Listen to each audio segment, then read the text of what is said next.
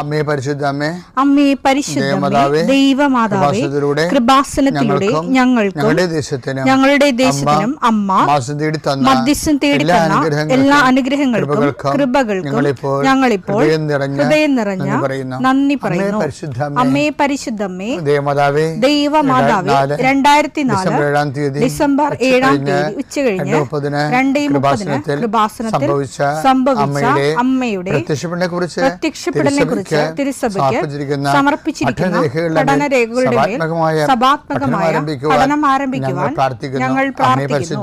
അമ്മേ പരിശുദ്ധമേ, ഭൂസ്വർലോകങ്ങളുടെ രാജ്ഞിയായ അങ്ങേയ്ക്ക് ഭൗമസംരക്ഷണത്തിനായി പ്രപഞ്ചപ്രകൃതിയെ തന്നെ തിരുസഭ പ്രതിഷ്ഠിക്കുവാൻ ഈ പ്രത്യക്ഷീകരണം വഴി ഇടയാക്കണമേ. പരിശുദ്ധമേ, ജപമാല മാതാവേ, സകല കൃപാസനം പ്രാർത്ഥനയോടും ചേർത്ത് ഞങ്ങളിപ്പോൾ പ്രാർത്ഥിക്കുന്ന ഈ കുടുംബത്തിന്റെ പ്രത്യേക നിയോഗം പറ മക്കളെ.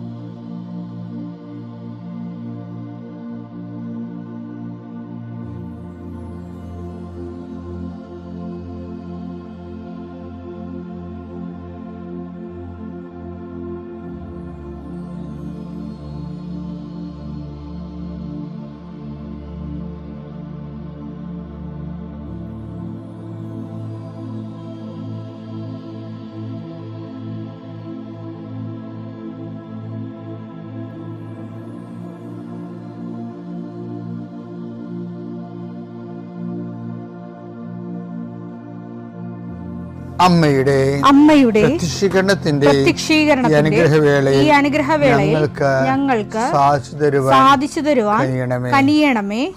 ആമേൻ. വിശ്വാസ പ്രമാണം. സർവശക്തനായ പിതാവും ആകാശത്തിന്റെയും ഭൂമിയുടെയും സൃഷ്ടാവുമായ ദൈവത്തിൽ ഞാൻ വിശ്വസിക്കുന്നു. അവിടുത്തെ ഏകപുത്രനും ഞങ്ങളുടെ കർത്താവുമായ ഈശോമിശിഹായിലും ഞാൻ വിശ്വസിക്കുന്നു.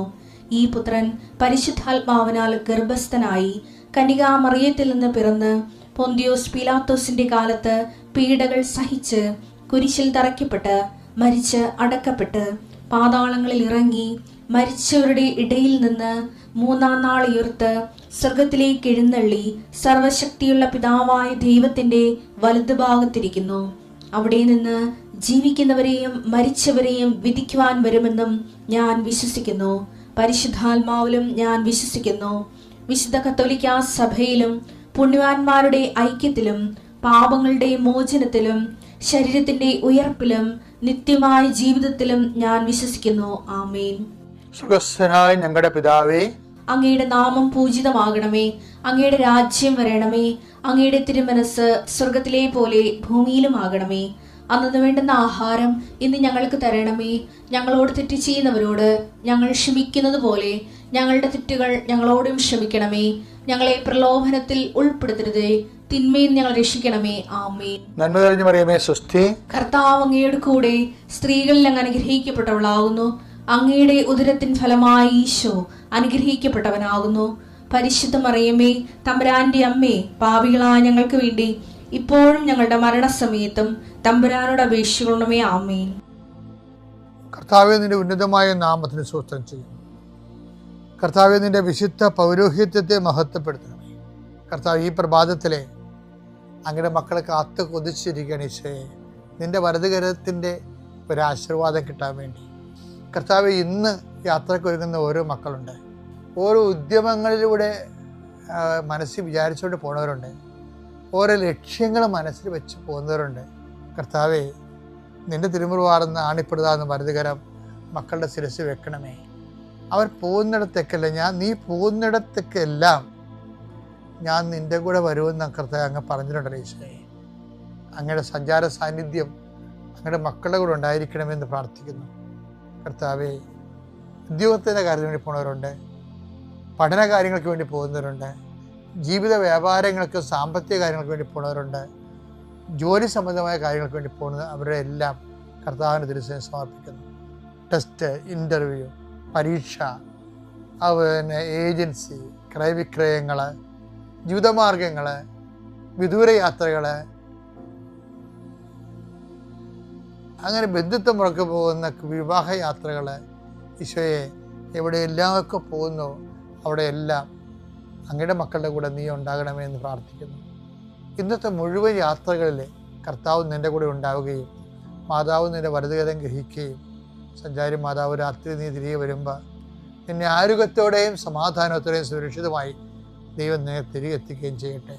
നിത്യം പിതാവും പുത്രനും പരിശുദ്ധാത്മാവും സുരക്ഷിതം നീക്കുവാണ്. എൻ്റെ പ്രിയപ്പെട്ടവരെ, പിന്നെ കഴിഞ്ഞ ദിവസമേ എൻ്റെ ഒരു സുഹൃത്ത് അച്ഛൻ ഇവിടെ വന്നിട്ടുണ്ടായിരുന്നു, പ്രദീപ് അച്ഛൻ. അദ്ദേഹം അവിടെയാണ്, ഇസ്രയേലിലാണ്. അപ്പോൾ അദ്ദേഹമാണ് അവിടെ ഇസ്രയേലിൽ ധ്യാനിപ്പിക്കാൻ വേണ്ടി എന്നെ ഒരു 5-8 മാസം മുമ്പ് കൊണ്ടുപോയായിരുന്നു. അപ്പോൾ ഞാനവിടെ പത്രോസ്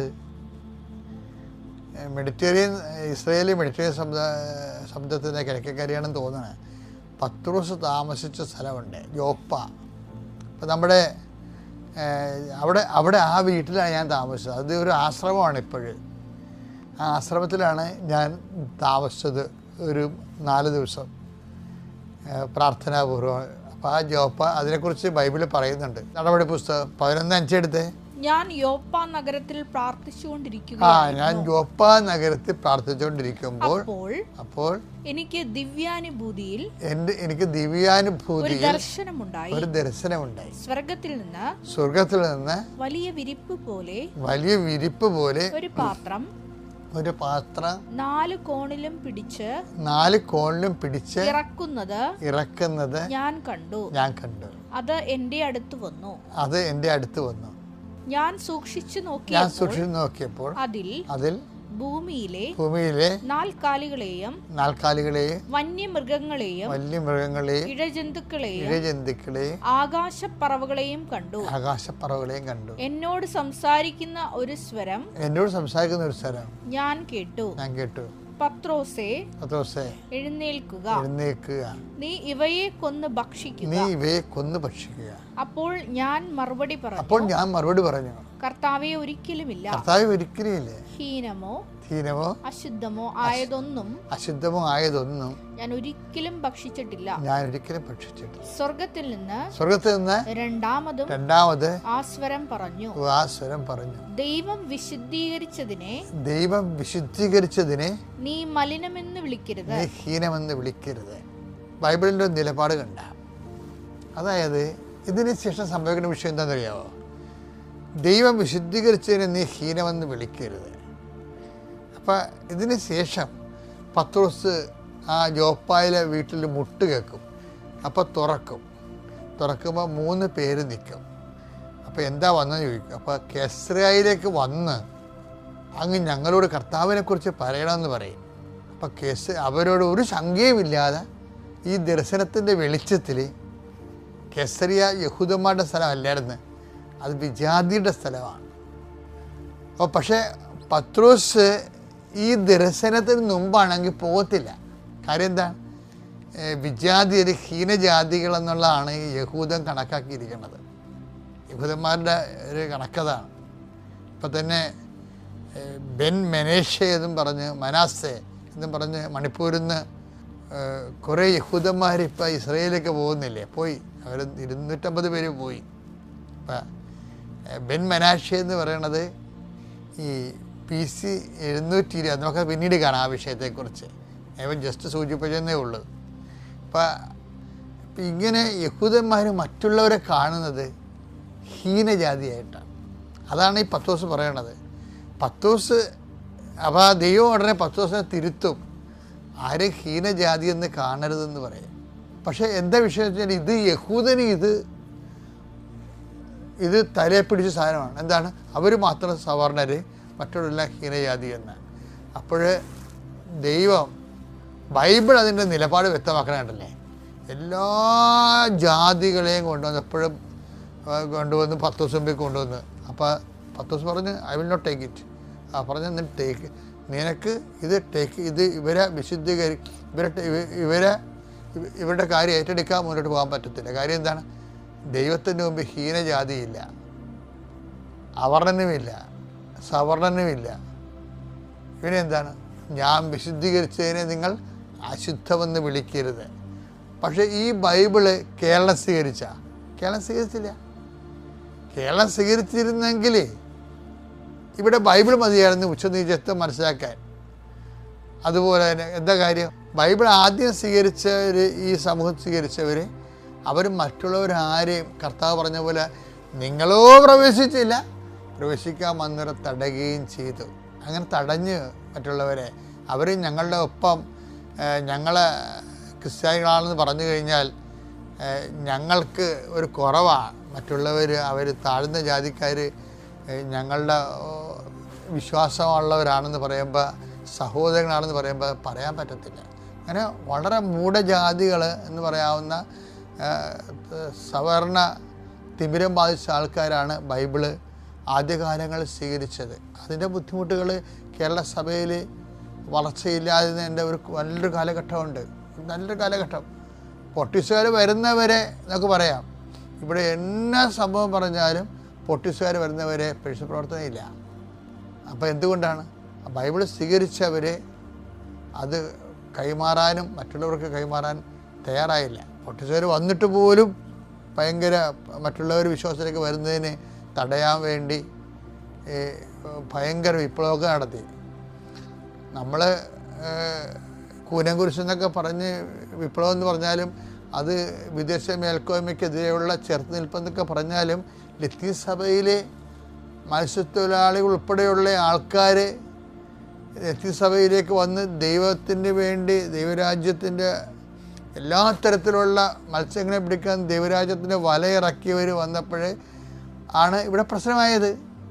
ആ ഒരു സഭയിലേക്ക് കൂട്ടുകൂടാൻ ഞങ്ങൾ തയ്യാറല്ലെന്ന് പറഞ്ഞാണ് കുറേ സവർണർ മാറി നിന്നത്. അപ്പോൾ എന്താ വിഷയം വെച്ച് കഴിഞ്ഞാൽ ഇതിൻ്റെ അടിയിൽ ജാതിയാണ് വരുന്നിരിക്കുന്നത്. അടിയിലിൻ്റെ അടിയൊഴുക്കിലെല്ലാം വന്നിരിക്കുന്നത് വിശ്വാസം അല്ല, ശരിക്കും പറഞ്ഞ ജാതിയാണ്. പക്ഷേ പത്രോസിന് ആദ്യമേ ദൈവം ചികിത്സിച്ചതാണിത്. എന്താണ്? ദൈവം വിശുദ്ധീകരിച്ചതിനെ നിങ്ങൾ മേൽക്കോയ്മയുടെ സവർണാധിപത്യത്തിൻ്റെ പേരിൽ ഇപ്പോഴും ഇവിടെ എന്താ വിഷയം? ആദ്യം ബ്രാഹ്മണരാണെന്ന് പറഞ്ഞിരുന്നവർ ഇപ്പോൾ ബ്രാഹ്മണരാണെന്ന് പറഞ്ഞാൽ പിന്നെ കർവാപ്പസി അവരൊക്കെ നടത്തുമെന്ന് വിചാരിച്ചുകൊണ്ട് ഇപ്പം തിരിച്ചു പറയാൻ കണ്ടില്ലേ, ഞങ്ങൾ ലോസ്റ്റ് ട്രൈബ്സ് ആണെന്ന് പറഞ്ഞാൽ എന്താ? അപ്പോഴും എന്താ വിഷയം വെച്ച് കഴിഞ്ഞാൽ ഈ സവർണ ആധിപത്യം സുവിശേഷത്തിൻ്റെ മുകളിൽ ദൈവത്തിൻ്റെ മുകളിലേക്ക് ആണിത് വരുന്നത്. ദൈവത്തിൻ്റെ ഇഷ്ടത്തിൻ്റെ മുകളിലേക്ക് സവർണാധിപത്യം വരുന്ന ഒരു പ്രതിസുവിശേഷവൽക്കരണം കേരളത്തിൽ വളരെ സ്ട്രക്ചറലൈസ്ഡായിട്ട് നടക്കുന്നതിന് സഭ കരുവാകുന്നുണ്ടോ എന്ന് കേരള സഭ ചിന്തിക്കേണ്ടതാണ്. പിതാവിൻ്റെയും പുത്രൻ്റെയും പരിശുദ്ധാത്മാവിൻ്റെയും നാമത്തിൽ.